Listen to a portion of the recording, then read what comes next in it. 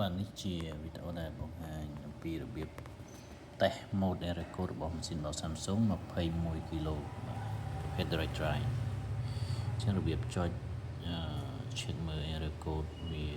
កន្លងមកថាវាអប error code អ្វីខ្លះយើងអាចចុចតាមកម្មវិធីនេះបានទីមួយយើងចុច power បើកអូខេបន្តមកទៀតយើងចុច delay add ទៅលេខ17បាទពីមក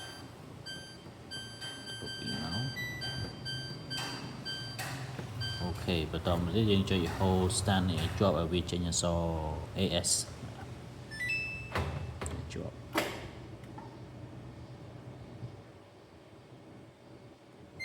អូខេ AS បន្តមកទៀតយើងចុចអក្សរមួយដែលជាប់នៅ start នេះឥឡូវយើងមានពាក្យថា shop បាទចុចតែមួយទៅវានឹងចេញ CR បាទ CR ចូល test mode ហើយអញ្ចឹងតទៅទៀតយើងបង្វិលខ្នប់នេះមកខាងស្ដាំដែរយើងវិលមួយយើងឈិតមើល error code មួយបាទអូខេអញ្ចឹងវា show បាទអញ្ចឹង last error code របស់ machine នេះគឺវា 8CA2 អញ្ចឹងពេលខ្លះវាអត់បង្ហាញទេប៉ុន្តែយើងអាចចូលទៅមើលនៅក្នុងកម្មវិធីនេះបាន 8CA2 នេះទាក់ទងនឹងជាមួយនឹង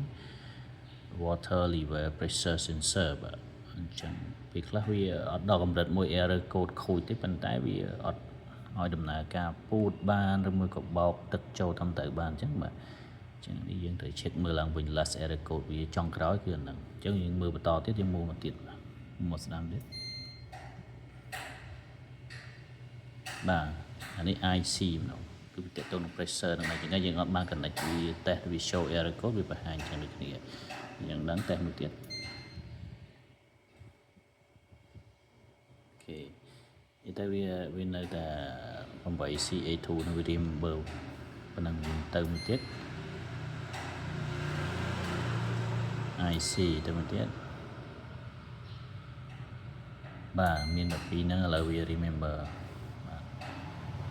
បាទ DC មួយទៀតអញ្ចឹងនេះជារបៀបយើង check error code ចាស់របស់ machine របស់ Samsung ប្រភេទ top load